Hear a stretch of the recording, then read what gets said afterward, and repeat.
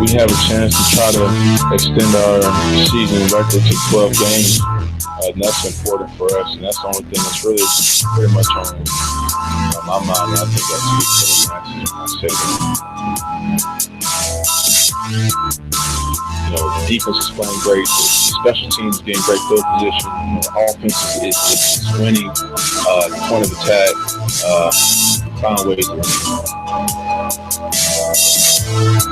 You can't get to there until you take care of what's next. I want to be number one. Do you think you are the best? Right now, at the time in life and where I'm playing at, yes.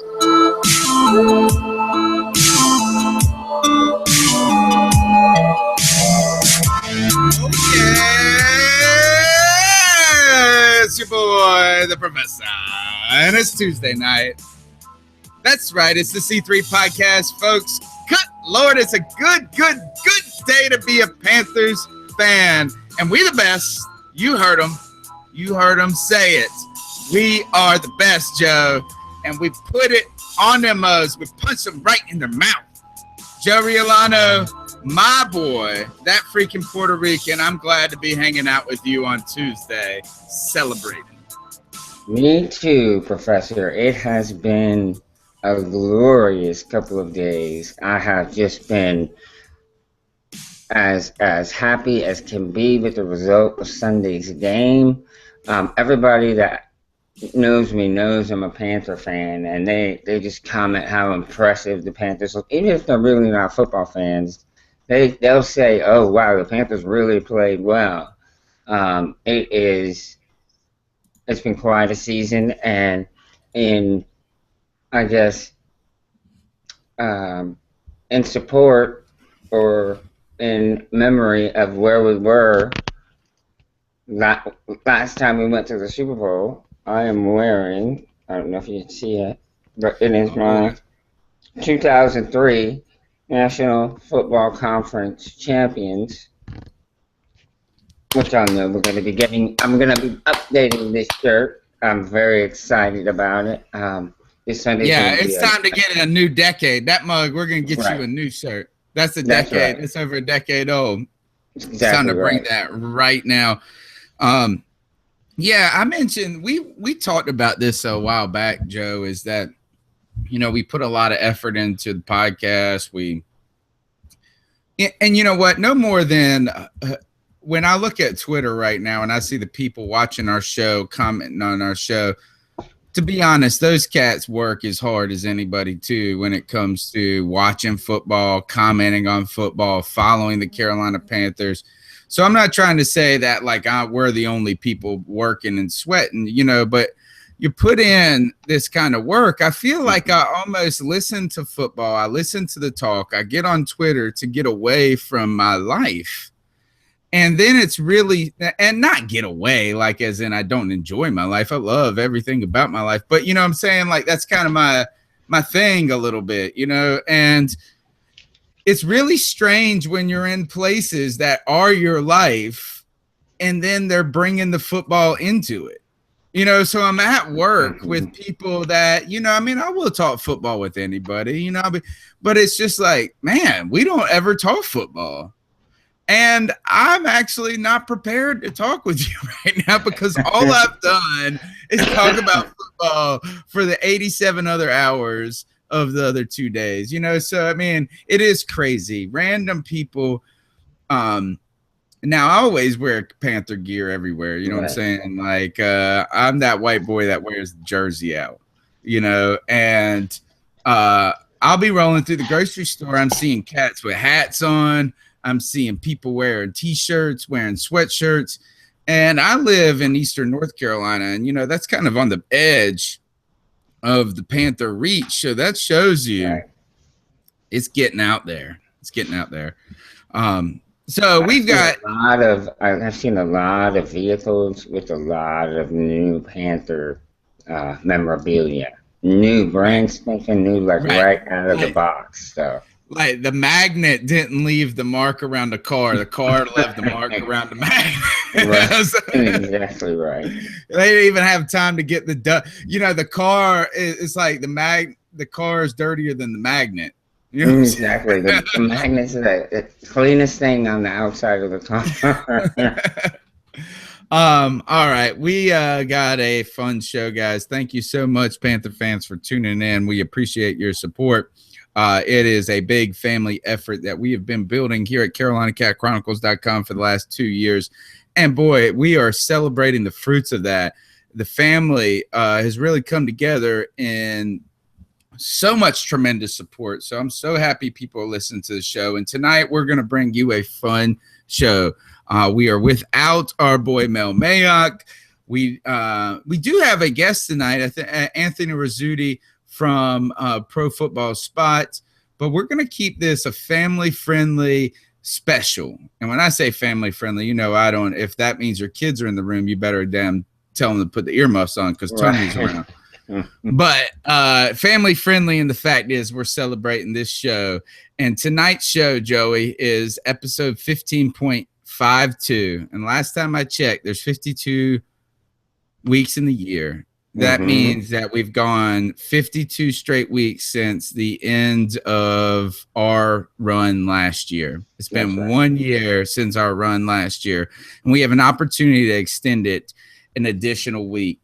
I'm excited, and I like that number system, even though the people don't know what it is. But I'm proud. 52 straight episodes, Joe. We haven't missed one, and tonight's episode is one you don't want to miss. Mama gonna knock you out.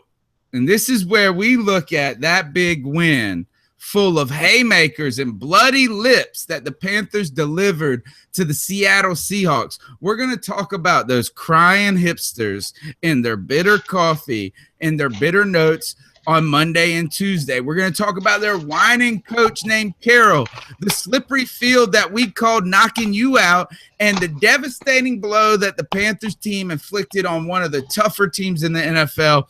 We're looking ahead also tonight, Joey, to the Redbirds, and I think by the end of this show, by the end of this season, you can just go ahead and say, we're bird killers, bro. We hate birds. Your aviaries are not safe. Well, that's what cats do, right? That's right. When the cats are in the building, your birds are not safe. So, Joe, tell them how they can get after us during the show and follow us as well. Guys, we really we love what we do. We're fans, and we're doing this for you guys, the fan. So it's really nice. We enjoy it when you guys are able to participate. And yes, you're watching, but when you actually tweet something to us, your opinion, a question, maybe an answer to something we had a question about. But please, when you do tweet us, use the hashtag C3. We do want to hear from you. We're interested in what our fans have to say. Well, we're going to go ahead and pop right into the show. And what we always start out is with what's hot on C3. Austria. Good day, mate. Let's put another shrimp on my barbie. No, I'm just getting warmed up. Here's Charlie facing the fire, and there's George hiding in Big Daddy's pocket. Dylan and Dylan, because I spit hot fire. Take a flamethrower to this place. What's hot on C3? The Panthers, 16-1 now, I believe, right? Is that what it is? Is the number 16-1? We hosted the Seattle Seahawks, a team that we have a history with, one where they're epic defensive battles and slugfests, a team that we have a lot of respect for, I think, as a fan base, because we find our ways of building a team, getting to where we want to go. We find that model to be a helpful thing. And when we look at the Seattle Seahawks, we beat their ass, bro. And I know that people are going to be talking about this late comeback and things like that, but we just stole them, Joey, straight in the eyeball. Like, we came out there, and this is how they looked after round one. That's how they look. By the end of the first half, mugs, they're eyeballs. And if you're listening later on iTunes, Stitcher, downloading the audio podcast, you're gonna have to go back and listen to this guy. Look at this picture. This looking like Matrione. I think he's an MMA fighter. Poor guy. He made it through the whole fight. They said his shoulder looked worse than that. Now I don't know how that's gonna be, Joey, but we straight stole him in the mouth and the eyeball. And you know what they were singing by the end of the dang show right there, or by the end of the first half? Don't call it a comeback. I've been here for years. I'm rocking my pants, putting suckers in fear, making the tears rain down like a Who? monsoon. Keekley? I'm gonna knock you Newton? out. I'ma say knock you Short? out. I'm gonna knock you out. I'ma say knock you out. Carolina gonna knock you out. That's right. Carolina is gonna knock you out. They did knock you out. Good Lord. Joey, that first half, 31-0, the biggest lead for the Carolina Panthers going into halftime in their history. Yeah, I would have never guessed that we would have come out like that, like gangbusters. Really, we did. We came out like gangbusters. I wouldn't have believed it. I could have believed that we would have come out and been, good, but just to come out and dominate and just literally, it was shock and awe is what we did. We used the shock and awe battle plan against the Seahawks in the first half. And I literally saw Russell Wilson. There was a point where he was just looking like, what's going on? Was it that time that Addison got around the edge and kind of ripped him down to the ground? It might have been the interception, the second that's one. what I think it was, the second one. And you could almost see his eyes like a deer in headlights. Yeah, just dazed. And that is not a look you see from him. You always give him the cool, calm, collected. Joey, this really started from the very beginning. And I know, and I want to talk about the running game and how Jonathan Stewart and how important that was. But to me, the real story was we just got after Russell Wilson. We did. In a big way, in a way that we hadn't seen all season. All season, right? But especially in the last few games.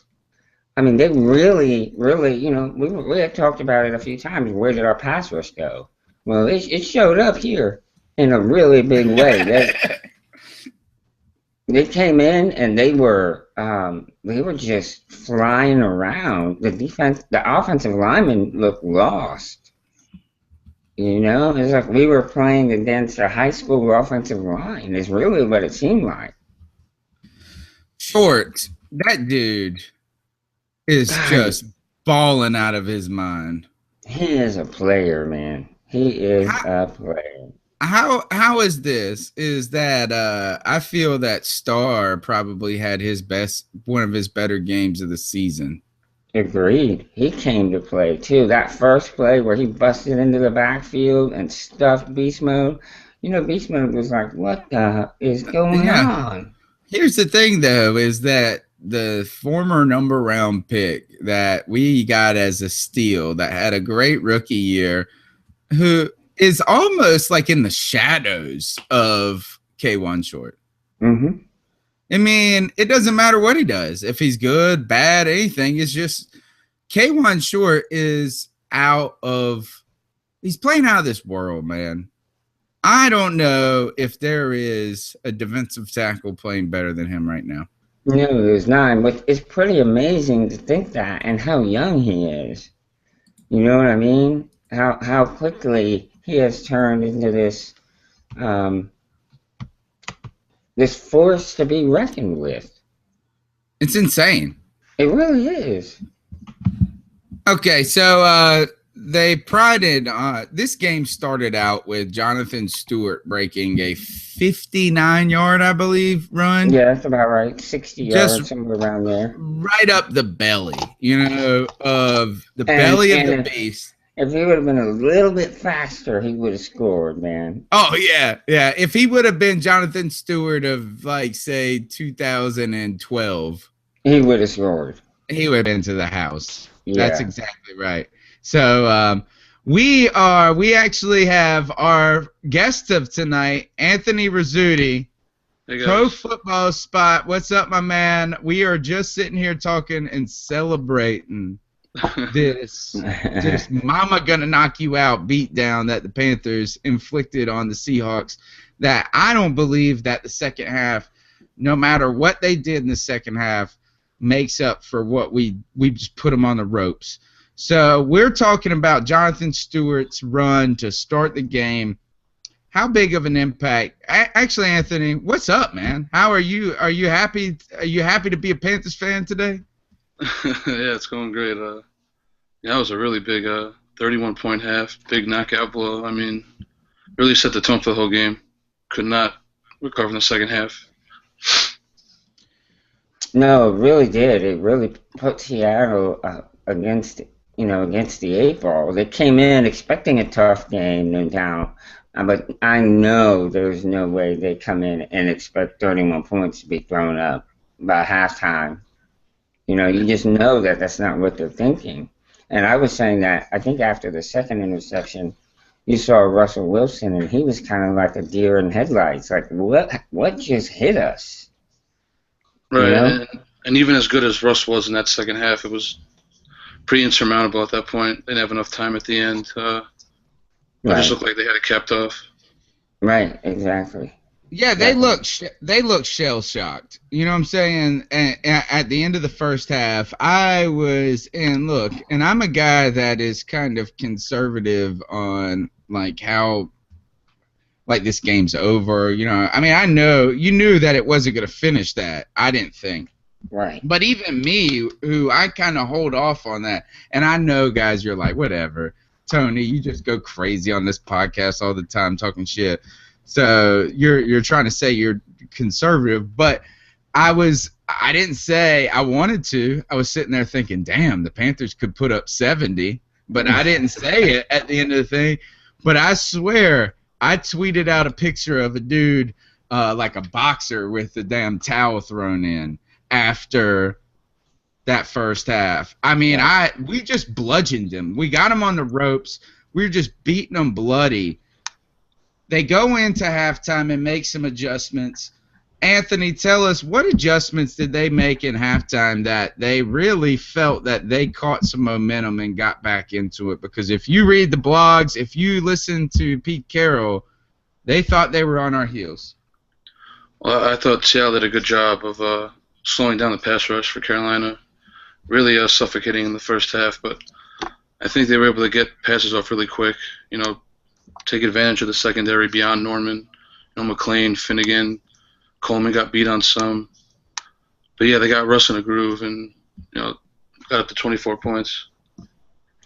Yeah, I think it was one of the things. Well, first of all, that big return at halftime helped them. But then the stupid penalty by... Do we know what happened? Can anybody tell me what happened? What the personal foul? It on TV. It was Colin Jones. Yeah, personal Colin foul, Jones. and they didn't show it on television. Yeah, I didn't see it. No, I didn't see anything either. I didn't look back at the tape fully yet, but I didn't see the penalty on that one. Well, you're going to have to look at some coaches' tape or something because it's not on the damn TV broadcast. Because I watched it. I watched it right before we started the podcast. It's not there. And you're right. Lockett comes out, Joey, a big kickoff return, or a solid one at least. The penalty makes it a big one. And then they start 1st and 10 at our 35-yard line. Yeah, Talk about starting off the second half the right way. And what are you talking about this? Then, and a lot of people are going to talk junk about McLean this week and the problems with their secondary going to Arizona. He plays Curse. The first touchdown, guys, was Curse in the end zone. And McLean was, for being 5'8" or whatever he is, and Curse being 6'4", he was all over him in some ways. He just turned the wrong way, and it was kind of a stop route where, he ran to the end zone and just, stopped, and McClain was worried he was going to the corner. You know what I mean? It wasn't that bad. I felt like, hey, that was just unfair. Yeah, I mean, you could, like you said, put on all you want about McClain, but Russell Wilson's a legit quarterback. His ball placement, just ridiculous. Spectacular. He made a couple of throws that were just unbelievable. Right. His touches, right, some of the best in the league. Yes, that touch pass that he threw to Lockett at the back of the end zone. Oh, good. That was amazing. Let's talk about that. Let's talk about that because that was a bust all around for the Carolina Panthers. And while it's a good pass, let's go ahead and we'll say that he made the right read. It was a bust on scheme and execution. We had, and I don't know what the down and distance is, but it was something funky. And we blitzed Norman, and the only receiver on that side that they had was Lockett. And then we left Coleman in coverage with Tyler Lockett, a speedster, versus a guy that people criticize of being not the best cover safe, not a good cover safety or whatever it may be. Right. That was a mess up, I think, schematically and in execution. Lockett was the guy that I think sparked that team outside of Russell Wilson in the second half. He made a lot of big plays. I think that's where you have to worry, even about a little next week. Lockett's great, but Arizona's got John Brown. He's a little more along than the rookie Lockett, right. So that's another guy that can blow the top off out of the slot or from the outside. So that's something they got to look after, obviously. Do you think, Anthony, that playing from behind is tough? Is tough on the. I mean, not playing from behind, but playing from so far ahead was tough on the team. When I went back and looked at it today, our corners clearly they were compensating for not being, for being McClain and being for Cortland Finnegan, for being guys that were like on their couch 2 months ago. But these guys were not playing 4, 5, 6 yards off. They were playing like 10 and 15 yards off. Right. These receivers coming off, keeping everything underneath. How did you feel about the Panthers' coverage in that case? Well, like you said, they were playing off a lot of cushion on those passes, on those first downs that kept Seattle going. But if you look at, this is what the fourth time they blew like that kind of lead and the team closed out. I mean, you got the Colts, Giants, Seahawks, and Packers. Packers was the other one. Yeah. I mean, you got Rodgers, Eli, Luck, Russell Wilson. These are really good quarterbacks. Right. I mean, you don't want to blow a 31-point lead like that, but you understand what kind of offenses this is and right. Not easy. And at the same time, our defense our offense sort of went into a just to the clock, which I think is good, but it was like we don't want to do anything that could possibly cause a turnover, and they took zero risks. You know what I mean? They did nothing risky, and I'm not saying that they should have been out there chucking the ball downfield throughout the entire second half, but you got to try to get first downs. You get a score if you can. I'm one of the few people, and you could check out the C3 Monday Minutes, short kind of my take on the game that we put out for the podcast. But I had no problem with any of it. And what I claimed in the C3 Monday Minutes is that I felt like we were a fighter that won the first 7 rounds of the bout. And we just knew that, like, we looked over at the scorecard and we knew how many punches we landed. We knew how many rounds we had won. And we just were ahead enough.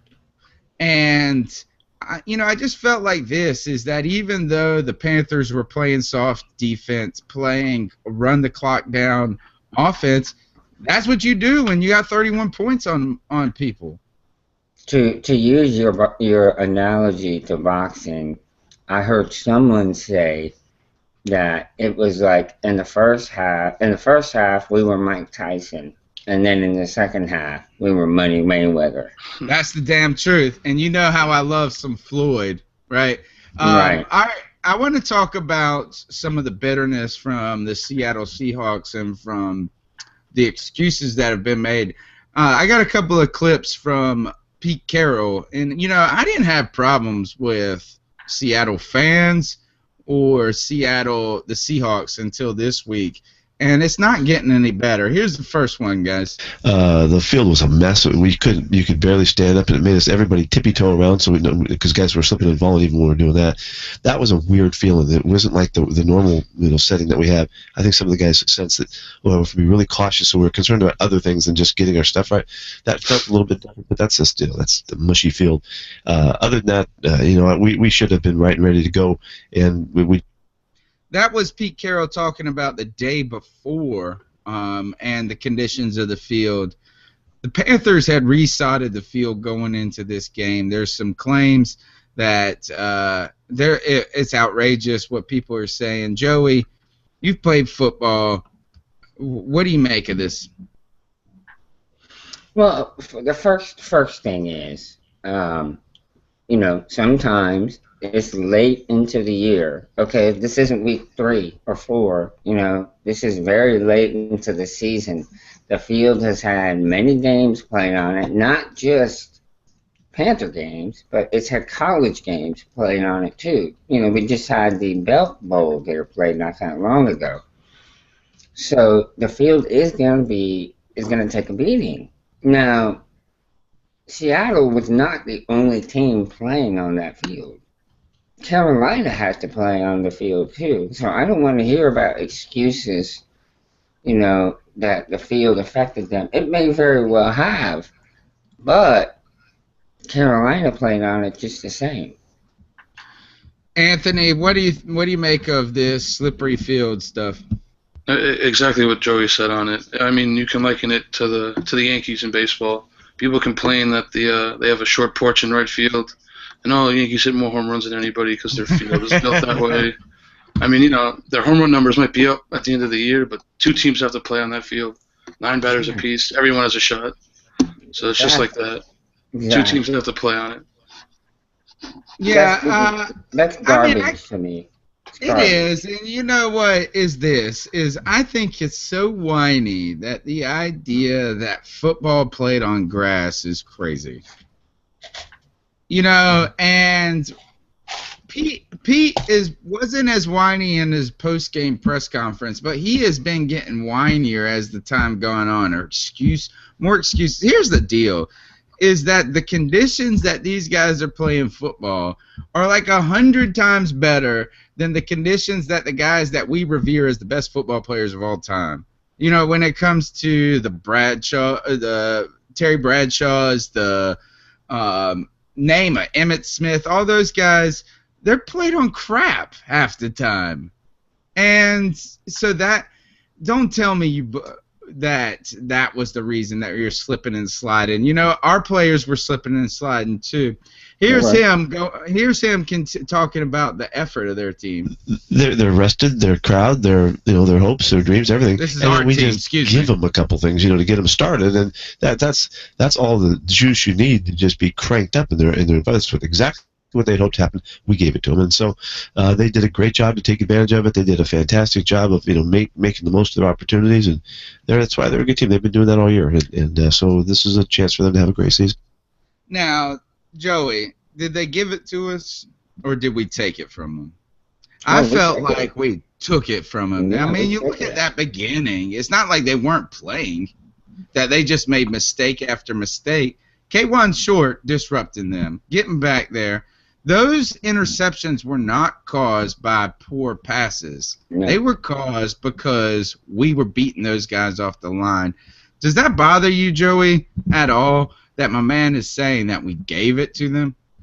Yeah, I mean, he is. I don't know if he's trying to just make himself look better in the eyes of their owner, or if he's trying to save face somehow. But there's no way. If you watch the game, it's clear that our defense was causing trouble for that offense, and you could see it. It wasn't Russell Wilson making a bad throw. It was the fact that Russell Wilson had 325 pounds of defensive linemen hanging off of him as he's trying to throw the ball. That was the problem. Anthony, tell us about what would Ron Rivera say that when you got stomped in a divisional round playoff, would they just be like, yeah, they're a good team, that's why they're having a good season? Why isn't he giving any credit to us being a good team, a really solid team? It was like he barely said that. Yeah, I'm not sure. I mean, I agree with the taking point. I mean, on the first play on that 59-yard Stewart run, I think Panthers.com, a couple guys put out an article today saying Norwell took on three blocks on that. Mm-hmm. One of them was Seattle like defenders. 50 yards downfield, too. I mean, you could see one secondary player slip for Seattle, but I mean, for Stewart, he's not an incredibly fast guy to pick up 59, 3 blocks by Norwell. I mean, that's taking it.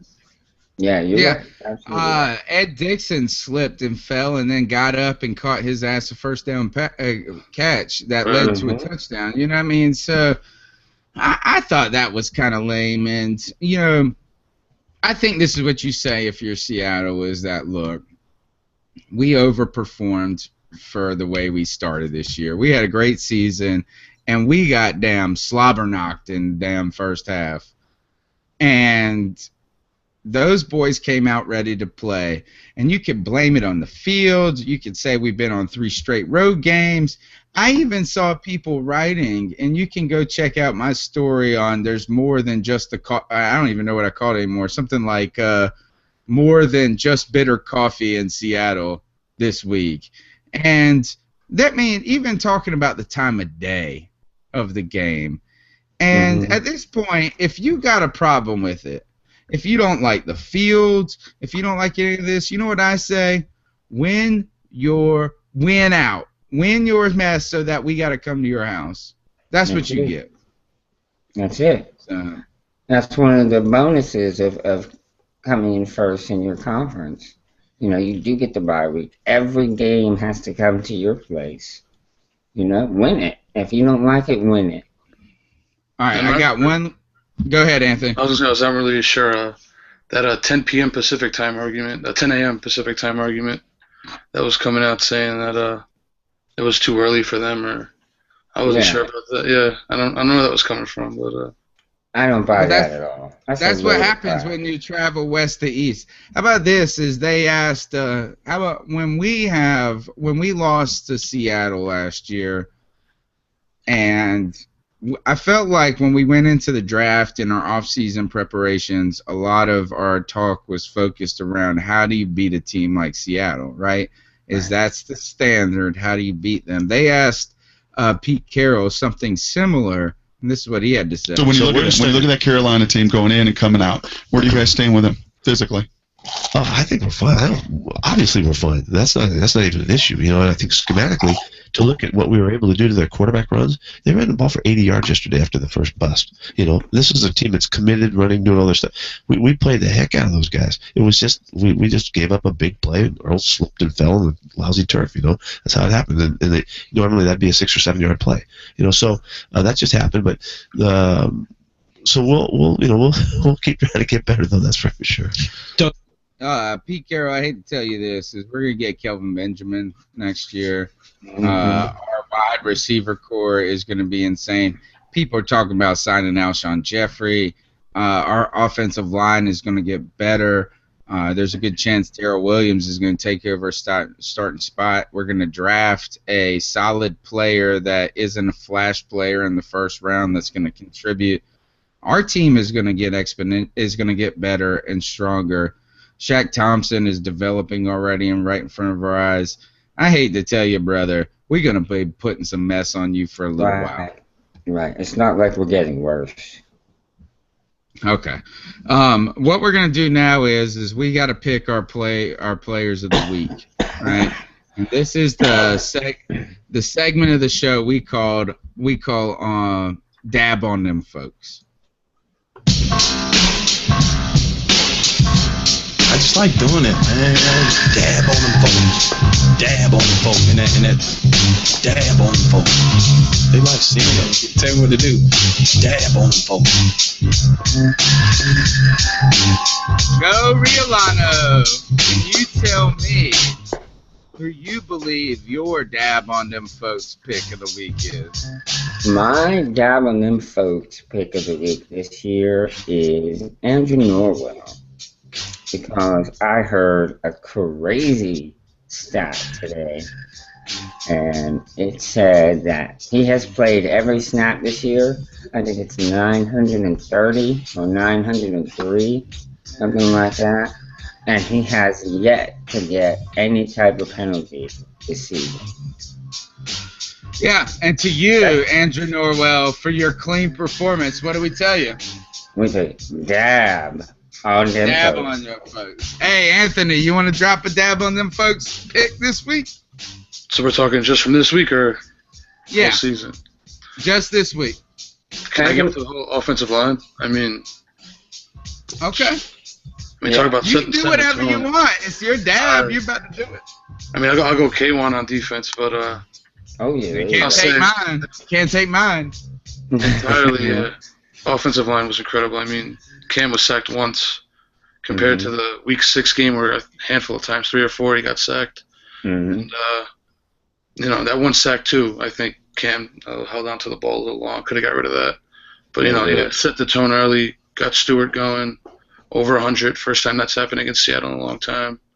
And, and kept Cam up for 16 of 22 on the completion. So Seattle's defense is great, but they were able to stabilize it. And you brought up a point that I want to ask. I'm going to ask you. It seems that we're seeing less running from Cam these last several weeks, really, than what we're used to. And yes, he has the pocket, he has the time, but I feel like more than he should, he holds on the ball too long, where he could take off and maybe get 4 or 5, maybe 6 yards, as opposed to having to throw the ball out of bounds or trying to force a throw. Don't you think that's the case? He's not been running as much? Yeah, I think you saw.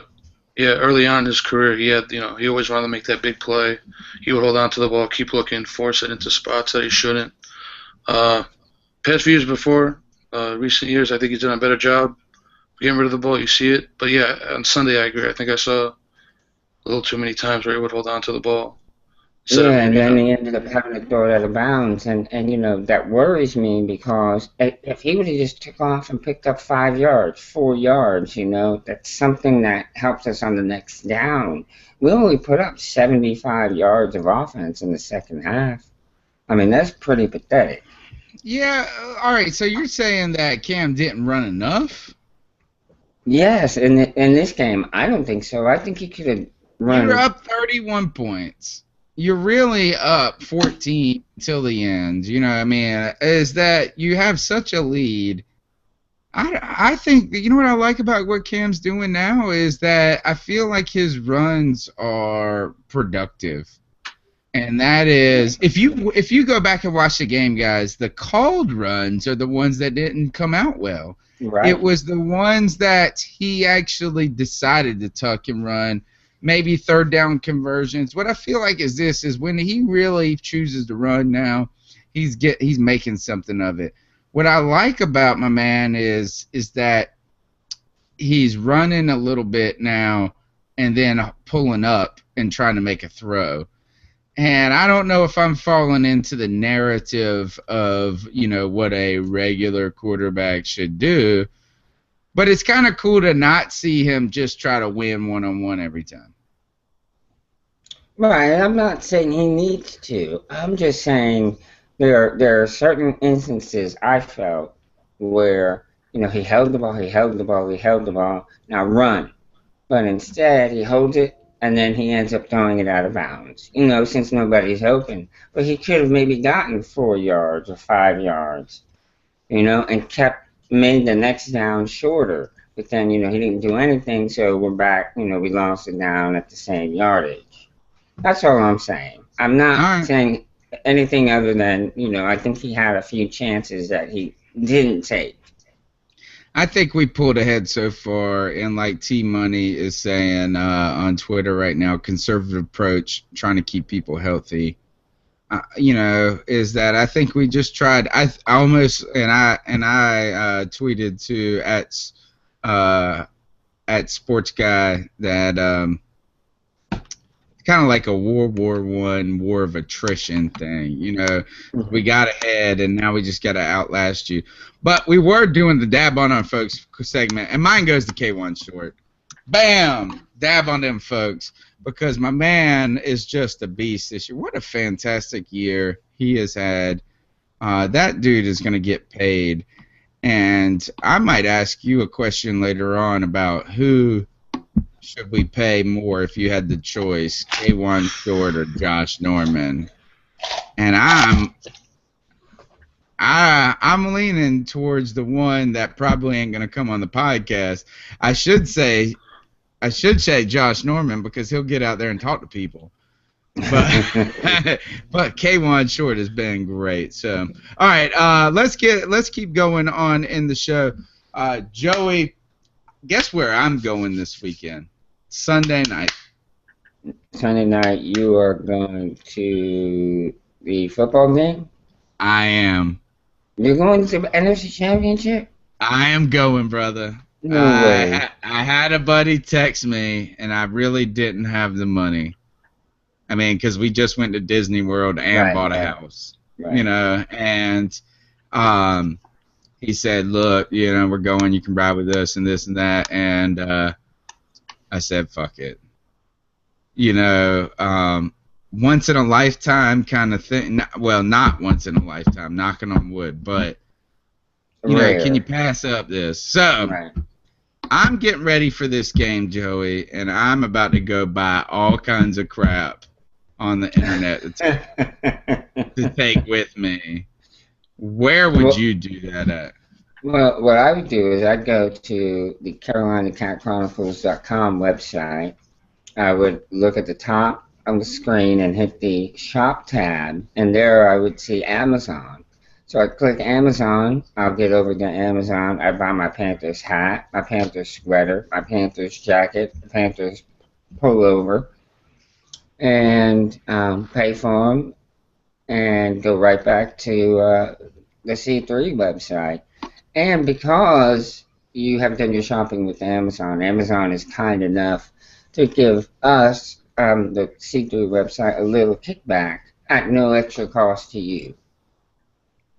Yeah, and I'm going to say this, and I've never said this on the podcast before, Joey, but we worked hard on the website. We put in for free. Well, not for free. Yeah, I mean, it is for free. We pay to do this. We actually lose money. Right.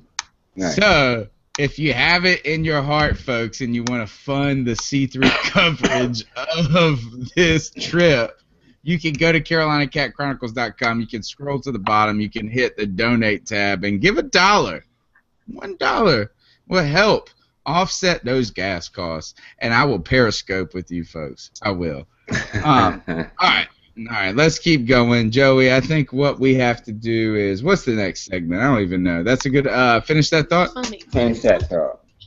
Get people. Human beings are so weird. Who talks in front of a camera by themselves for fun? Who thought that was a good idea? These ideas, some of these things that you use every day. Who's the guy or a girl that was like, this makes no sense. Good idea. That's a good idea.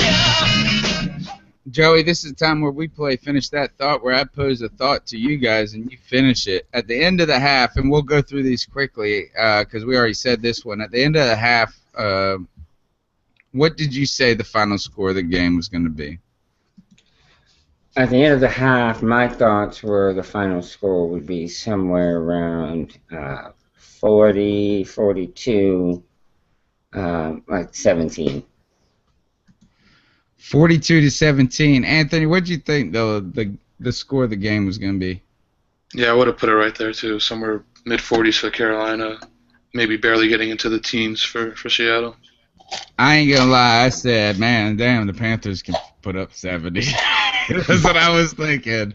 All right. That was more Panthers, beer, though. yeah. I mean, that was by that point, and I told you guys this. I told you last week during the show that when we went up against Tampa, and it was so far ahead, and we were having so much fun, it was so in control. I had friends in town, and we were just having a blast. And basically, that kind of happened during halftime, and then we had to try to sober it up and get our, get our cheer together for the second half. All right. Next, finish that thought, Joey. The Panthers playing Arizona this week means the Panthers will. The Panthers will win and go on to represent the NFC in Super Bowl 50. All right. Kind of conservative there. Anthony, tell us this. The Panthers playing Arizona this week means that they will. I think they will have to look at David Johnson in the receiving game. I mean, this guy's a big weapon out of the backfield, not just running, but, they can match him up at linebackers and have some matchup problems in addition to Fitzgerald, Floyd, Brown. So they have to watch after him, specifically in the pass. He is awesome. Even though he only had 35 yards rushing against Green Bay, right? Right, but he still had an impactful game because he could on catch the ball out of the backfield. Yeah, and that's the thing is if they spread you out like that and they throw in their back out there as a wide receiver, that's going to be tough. For me, the Panthers playing Arizona this week means that they will have to continue that pressure up front, even in the absence of Jared Allen, because if we can get after Carson Palmer this game, it's not a wrap, it's not easy, this and that, but if you can get after Carson Palmer, it's not like, I mean, the dude has got the same record as Cam Newton in the playoffs. He's a statue, he's a mannequin. If we can do that, we win this game. So, K1 Short, this goes to you, brother. Just go get him. Just go get him. All right. Joey, special teams have been an Achilles heel for the Carolina in the past, especially when it comes to the Cardinals. That being said, Patrick Peterson this week will. I think Patrick Peterson this week will return one for a touchdown. Damn, Joe, why you gotta say that? That doesn't mean that we're gonna lose. It just means. All right, this is what I'm doing. I'm sitting here responding to our boy Straight Facts on Twitter, and he says Panthers will end Palmer's career. And at the same time, you're saying Peterson's gonna take one to the house. And by the way, do you remember when he did that to us? Mm-hmm. It was the first. Cam's rookie year. Right, first game for Cam. And my man had 400 yards passing, and that bullshit. All right, so thanks, Joey, for ruining that. Anthony, special teams have been an Achilles heel for Carolina in the past, particularly when playing the Arizona Cardinals. Patrick Peterson will. I don't know if I can follow that one, but I think he'll have to see some balls go over his head if the Panthers want to contain that. They have to get it away from him. Because they've showed a little reluctancy, not to give it to guys when they should. But yeah, that coverage team's still not great. Better maybe than last season, not great. Better, but not great. I'm going to say this, is Patrick Peterson is going to have to fall asleep on us. That's my idea, is that he's really good. And when you watch him play, dudes, he is a younger Darrelle Revis. That's what he is. I mean, he just does. I mean, he is no less than Darrelle Revis to me out there. I was surprised that he was even in the screen when that Hail Mary came down. He's a phenomenal player. He is. So that's what I'm going to say is Patrick Peterson will need to fall asleep. That's my answer. All right. Let's jump into this. Let's talk about this Cardinals matchup. And Anthony, I don't know what your time schedule is, so if you need to go, you just give me a tip of the hat. But if not, we're just going to keep rolling. But and I do a couple more. Yeah. All right. My question is this: All right. So we're hosting. This is the first NFC Championship game the Carolina Panthers have hosted in their game. That's fantastic. And that's why I'm going. That's why I said I got to go. Right. So, it's going to be a big time game, a home environment. What you saw at Anthony, what did you see out of Arizona against Green Bay? What are your thoughts coming in about this matchup? Did that change your perspective? Did it reinforce it? What did that game to the line do for you? Well, they looked uncharacteristically slow, I think, on offense. I mean, Green Bay's defense, solid at best, not great. But really wonder why they couldn't get it going. Why, Joey, this is all right. So Anthony says uncharacteristically slow. You're talking about a team that got beat down in Week 17 by the Seattle Seahawks. Comes out against, really, let's just go ahead and say, an inferior Green Bay team. I don't care. I'm sorry. Losing the Honey Badger is not enough to me to where you look side by side and you say that Green Bay and them are equal. Not even close. And Green Bay just played a really good game against them. So they come out slow. They had a bad game against Seattle. What's going on with Arizona? Are they tired? Is the season catching up with them? Is this something that's going to refocus them? I would say yes, it's going to refocus them. I don't think it was tired. I think Green Bay was very motivated because the Cardinals kicked their butt just like a couple of weeks ago in a big way, and Aaron Rodgers kind of got. He said, we kind of got our mojo back in the game against the Redskins. So, Aaron Rodgers is a fantastic quarterback, arguably the best quarterback in the league, and he just had a really good game. My question to you is, and to you as well, Anthony, would you say Green Bay secondary is as good or better than the Panthers? I would say that it's better. I think so too. Yeah, I think Sam Shields gets overlooked a lot. He's really good. Right, he is. And ha. Is that? Yeah. He's legit. Those guys are okay, and you know what? It's almost not as much as saying that they're that great. Is that outside of Josh Norman, the Panthers are average. And to be honest, I feel like we've seen Josh Norman tail off a little bit towards the end of the season. Agreed.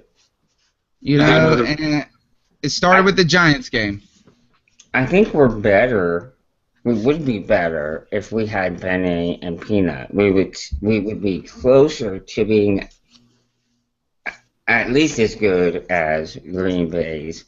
But with Benny out, and we have what's his name, number 26 in now, and we have McClain. Yeah. Yeah, those two guys, they are definitely not up to the levels of Ben Wicker and Tillman. But I will say, I thought they have been playing fairly well for being with the team in a short amount of time. Yeah, you cannot blame. Look, you got to applaud the effort that Finnegan has put in. Mm-hmm. I think McClain had 8 tackles or something in the game. Mm-hmm. Let me just say this about where the difference I think that comes between that is that when we just compare side by side, like column to column, secondary to secondary, receiver to receiver, it kind of doesn't account for some of the softer things that go into that. And where I see the difference being with Carolina is that our linebackers are so fast that they can negate some of the underneath stuff and fall into coverage a little bit more against tight ends, against running backs out of the backfield. And I know that's what they're supposed to do, but I feel like that takes a little pressure off of the secondary, in that the secondary, what they got to do is hold for a certain amount of time. And so I think that this is that our strength comes from the core of Kuechly and Davis, and that helps the front and the back.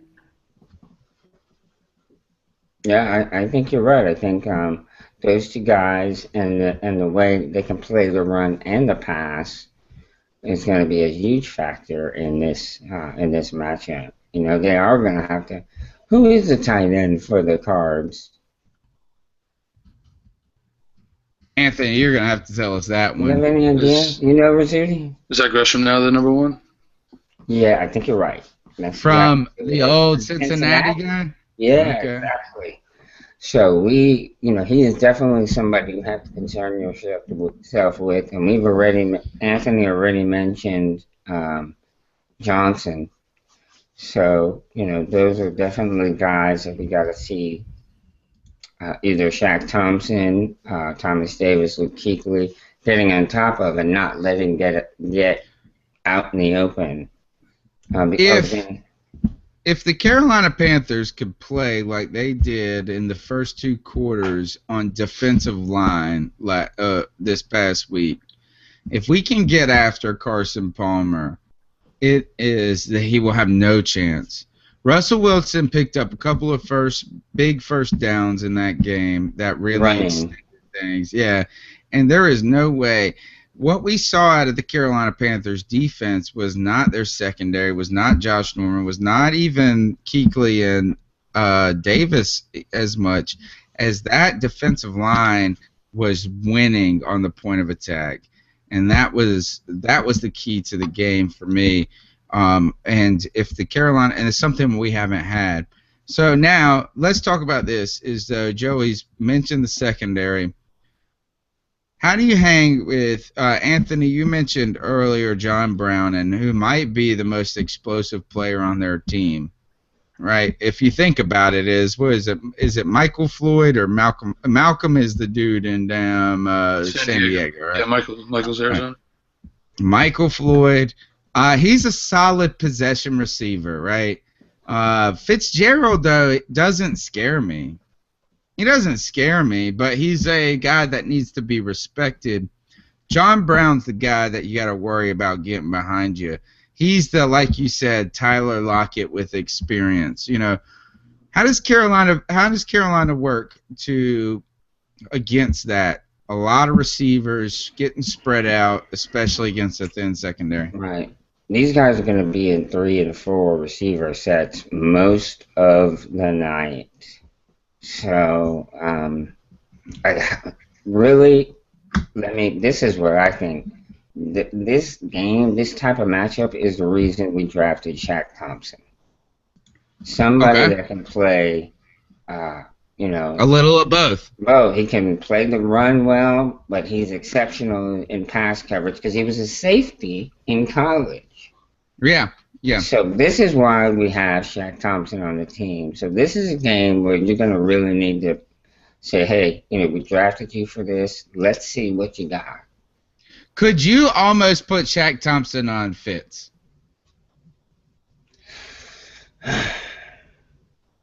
Fitzgerald, almost you could. Am I just being an asshole? No, I don't think so. I think it's. And he's not as fast. I mean, the guy's a 12-year vet now? Easy. 12 years he's been in the league, so he's not the same breakaway receiver, but he's still pretty daggone good. What do you think, Rizzuti? Well, Kuechly on Fitzgerald or Thompson? Shaq Thompson on Fitzgerald. All right, yeah. If you look at the divisional game last year, that big pick from Kuechly came in coverage against Fitzgerald late in the game near the end zone. So you're going to see a lot of that, handing off to linebackers. Shaq's, Kuechly's quick. A lot of people don't realize that, it's a whole deceptively fast. And his coverage skills have improved. Incredibly, yeah. He gave me that big play on Sunday. Yeah, where he ran and broke up that pass. Yeah, that was a huge play, and he made up some ground on that play. So, yeah, I do think we'll see Shaq Thompson either with Fitzgerald or on Gresham. You'll see the linebackers really influencing those guys and leaving the main receivers to the secondary. You know, the actual. All right. T Money chimes in and says this: in our zone, you can man on man, no. So I think what he's saying is this: is you can't man on man, and putting Shaq on Fitzgerald would be an error. But I think what I'm kind of getting at too, and I agree with you, T Money, and we play zone. But one of the things that their offensive line has been struggling so much in Arizona that they actually brought in Fitzgerald and almost played him like a tight end in that game against Green Bay. They put him in a slot that was so close on the offensive line, you might as well have said he was on the line. So that almost makes him a different type of receiver, a different type of asset. And so what I think is that with his lack of speed there is that I think our linebackers can handle him. I think what we have to worry about is getting burned over the top with Brown. And let's flip it. Anthony, tell us this. Let's look at Carolina's offense going against Arizona's defense. For me, looking at this, I'm going to be honest, I didn't think 31 points the Panthers put up in a half. I know that we're the number one scoring offense in the league, but I don't know if I necessarily have confidence every week for us to be a number one scoring offense in the league. How do we win that battle against Arizona's defense? Well, I think the key again, like this week, was offensive line. You look back against Green Bay, and Arizona defense got to him once, and that's Green Bay's offensive line. Hasn't been good in a while. Right. So it's setting the tone, keeping the running game established, keeping Cam upright. All right, Joe, how do we beat their defense? Well, first of all, they do run a 3-4, which we've had problems with in the past. Do they? Mm-hmm. They run a 3-down line and 4 linebacker set. We don't do well against that. You are totally right. We don't. So we're going to have to, I think, just treat it like we did last week. Run the ball. Run. And this time we may have to incorporate Cam a little bit more than we have seen in the last few weeks. Because when you do incorporate the quarterback into your plays, you have the one-man advantage. You know what I'm saying? All right, Joey, let me interrupt here and ask you this, because Lynn is tweeting us right now and asking us exactly what you're talking about. She says this: so our line will hold up against their constant blitzing. Can we expect that? Can we hold up against that? Because that's what the 3-4 screws with us with, right. Is that you don't know where the blitz is coming from. It's harder to predict. Yeah. Right. It's not hat on hat. Right. So yeah, I really think that you're gonna have to run the ball and you have to use Cam in that running scheme, maybe more than you have here recently. And I think your man is going to be Greg Olsen, as he has been all year. I think that's going to be the guy you got to look to in passing downs. And Jesus Christ, that pass and catch in the end zone. Oh, madam. Only throw that Cam could have made. I don't know any other quarterback in the NFL could have made that throw. What a catch! What a damn catch by Greg Olsen. Perfect on both ends. Yeah, just amazing. All right, we're gonna power through the rest of the show, guys. Just a couple more minutes. Let's jump in and tell our picks for the week. Joey, who do you think's gonna win this game? I think the Panthers win. I think it's close. Well, I know it'll be closer than the Seattle game was, but I think the Panthers win by double digits. Probably, I'm going to say 27-17. All right, Anthony, what's your score? Who's your winner and what's your score? I'll go Carolina 34-23. I like that score a Me too. lot. I really do. I think we're going to put up some points against them, too. I saw that we're favored by 3, so it's a pick 'em at home, which, you know what, it should be like this. You're getting to this late in the playoffs. There shouldn't be a guy that's favored more or less. You should have 10-point favorites in the playoffs. No. It's like a 44 over under before. I'm going to put the Panthers at, I'm going to say we're a 27-17 win. That's what I'm going to do. I haven't bet against the Panthers all season. I'm not going to start now. I'm going to be there, and I wouldn't pay the money if I didn't think we were going to win. This is for Abby, though, guys. We've got to do one segment we haven't done in a minute, and we've got to just play real quick Fact or Fiction. Fact or Fiction! And this is where we just say, is this fact or fiction? Joey, I'm going to start off with this one. If you can look at my screen right now, Cam Newton's hat, his beanie that he wore in his post-game press conference was actually a 13-year-old girl's hair that she donated to be sewn onto his beanie. Fact or fiction? That is completely a fact. Look at it. It's a little poofy thing. Yeah, So, I think I know the girl. Anthony, fact or fiction, that poofy thing, Cam Newton's hat was actually a 13-year-old's girl hair that she donated to sew onto his beanie. I'm going fiction on that one. I don't know. I know he's got that squirrel tail, whatever he's got, but I don't know. I can't believe that one.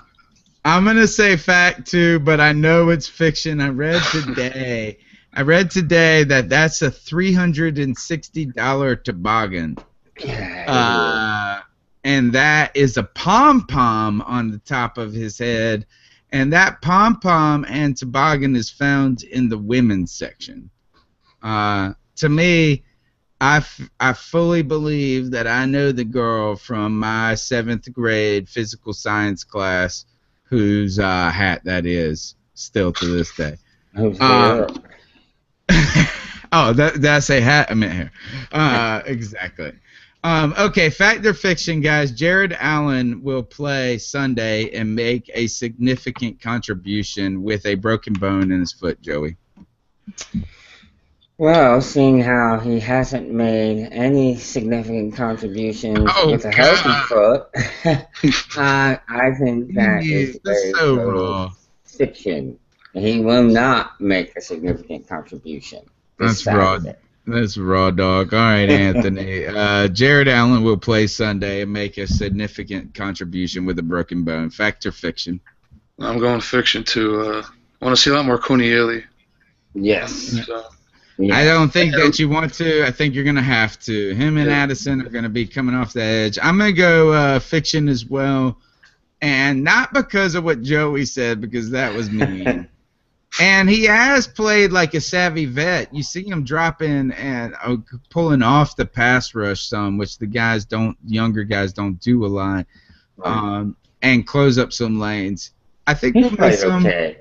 Yeah, I mean, I think he was needed. He was certainly needed. He will not make a contribution, though, this week. Last fact or fiction, guys. Mike Shula will not let off the gas this week if Carolina gets ahead big, Joey. That, I believe, is fact. I believe he will, as Cam said, he will leave his foot on the accelerator. Anthony, tell us, fact or fiction, Mike Shula will keep his gas, won't let off the gas this week if Carolina goes up big. And that's kind of like a double negative. So it's a fact he won't, or a fiction he will. I don't even know what we're talking about anymore. Well, I'm going to say they do the same thing like what they did against Seattle. This is a team that sticks really close to their game plan, and that's why they've been so hard to beat. You can't knock them off of that. So I don't think they change who they are. And if they're ahead again, they're going to do the same thing. I think I'm going to say fiction in that we just run Cam a little bit more. Right. Okay. At the end and mix it up a little bit. Okay. Last segment of the show, guys. We got to get out of here. We are 12 minutes over.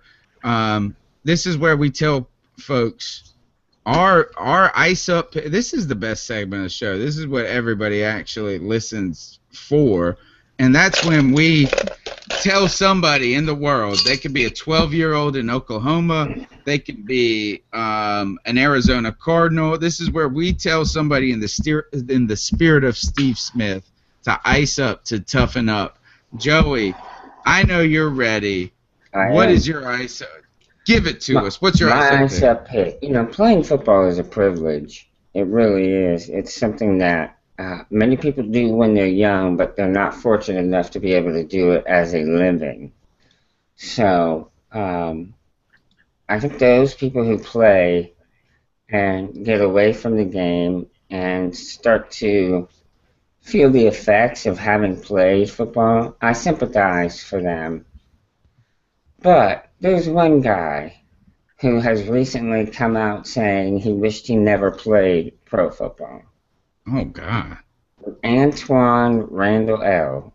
has come out and said because of football, he has problems with going up and down stairs, and his memory is very bad, that he finds himself asking his wife the same questions, and she gets aggravated saying to him, I just told you the answer to that a few minutes ago. Stop smoking all that weed. Right. So here's my problem. So he says he wishes he would have played baseball because he was drafted in the 14th round by the Chicago Cubs. So he could have gone on to play baseball, but he says his mom and dad forced him to go to college. Now, I think that's a load of crap. That if you really want to going to college, that fucking sucks. That's like he could have gone and went after he turned 18. He could have made decisions for himself. Yeah, he could have gone into the military. He could have gone into the military. He could have gone to the Cubs camp and tried to make a team. Get an effing job. Or he could have even played baseball in Indiana. So to use your parents making you go to school as an excuse is lame. You were a man at 18 years old. You could have made your mind up on what you wanted to do, and you didn't. And now you have millions of dollars that you can use to get somebody to take care of you if your wife doesn't want to. So I say stop smoking all that weed where you can't remember the questions. Randall L. I say ice up, son. Yeah. Let me just go ahead and follow up, Joey, is that as a Cubs fan, you didn't want to go play for the damn Chicago Cubs, brother. Is that you would want to forget that as well. Just gonna let you know that. All right, Anthony, I know where I'm gonna put you on the spot here. You got anybody you want to ice up here? I don't want to step on toes. I hope yours isn't Sarah from Seattle with that letter. Oh nope. Right. I got somebody better. You go after her. All right, I'm not gonna go too hard, but yeah, definitely. Oh, don't hold back. No, I'm not that mean, but to write all that about throwing a piece of fabric, a flag on, it's not really that big of a deal. I mean, everything you can watch.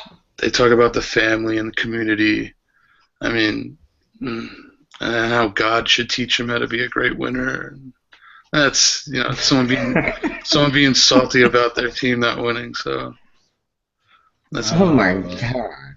Come on, Anthony. Get after her. Get after her, Anthony. At least tell her to ice up. At least say it. Ice up, son. All right, he's so reserved. Or girl, whatever. No, she's an ice up son, and I'll tell you this, is that, you know what, I'll throw your damn flag down. And listen to this, lady, and God, I'm going to tell you this, God don't support teams that pump in artificial crowd noise. God don't support teams that yell at poor girls that have been peeped on by naked people. No, naked girl. What was it, Andrew? The naked girl that got peeped. She got peeped on, and she got yelled at by Sherman. That great scene where he yells and screams at her. That's right. God don't like when you yell and scream at poor people like that. And then when they be throwing stuff at people injured, don't worry. Look, Cam is classy enough. Anybody that wears a 13-year-old girl's toboggan with real hair on it is classy in my book. Here's my ice up pick of the week. It goes to this guy. He is a Philadelphia radio host by the name of Josh Innes. INNES. And I think I got the clip that I'm going to play for you that he was talking about one of his own players, John Kelsey. And this is what he had to say about him.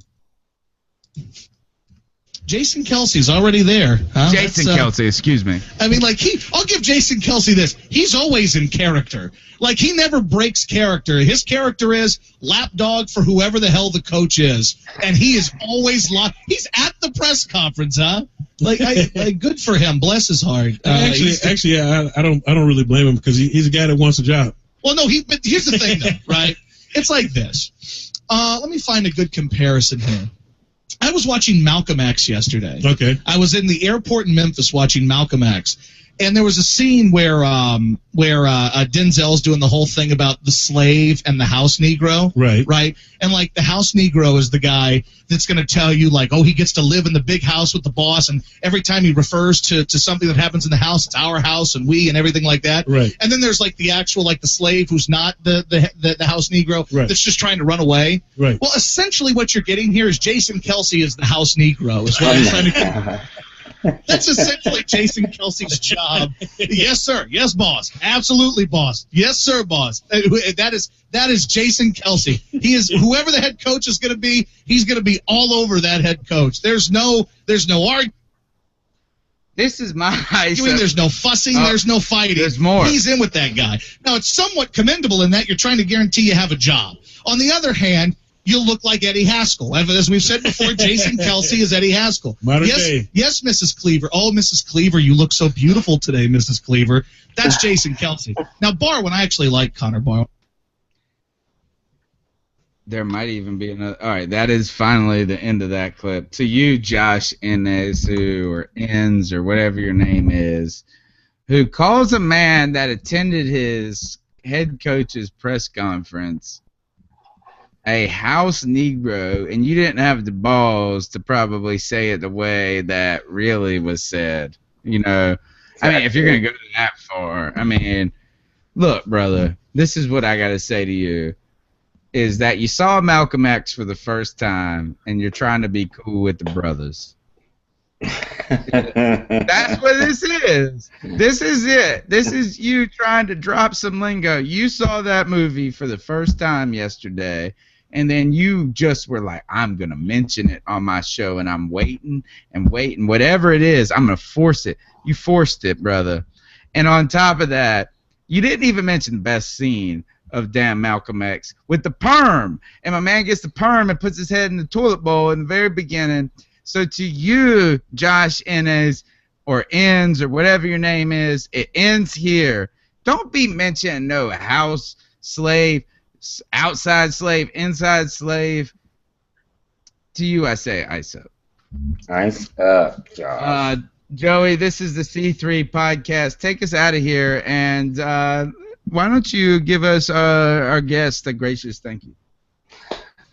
Yes, first of all, Anthony, please come back and visit us again. We have really enjoyed having you on. I knew you would be great with your insight and your perspective about the Carolina Panthers, so we certainly do appreciate you joining us. I'd like to give you a chance to let people know where they can find your work, like maybe your Twitter handle and what you got going on. Yeah, check me out at profootballspot.com. A lot of great stuff going on there. A lot of good draft stuff coming up too. And on Twitter at Anthony_Rizzuti. So. Yeah, he's a great follow, guys. And he really does know his stuff when it comes to the Panthers, so I highly recommend it. This has been the C3 podcast. Every Tuesday night, 10 o'clock, we're right here talking Carolina Panthers from the fan perspective. Thank you guys for supporting us. Panthers NFC Championship game Sunday. We gotta believe, one game away. We're gonna do it. Word up. This is the C3 podcast brought to you by CarolinaCatChronicles.com. You can check us out every Tuesday night, 10 p.m., bringing you that Panthers talk from the fan perspective. My name is Tony Dunn, a.k.a. The Professor. I'm going to be at the NFC Championship, root for our boys. And I would certainly check out Carolina Cat Chronicles because I'm going to be letting you know that inside perspective. Thank you, Anthony. Thank you, Joey. We're out. Let's go to the Super Bowl.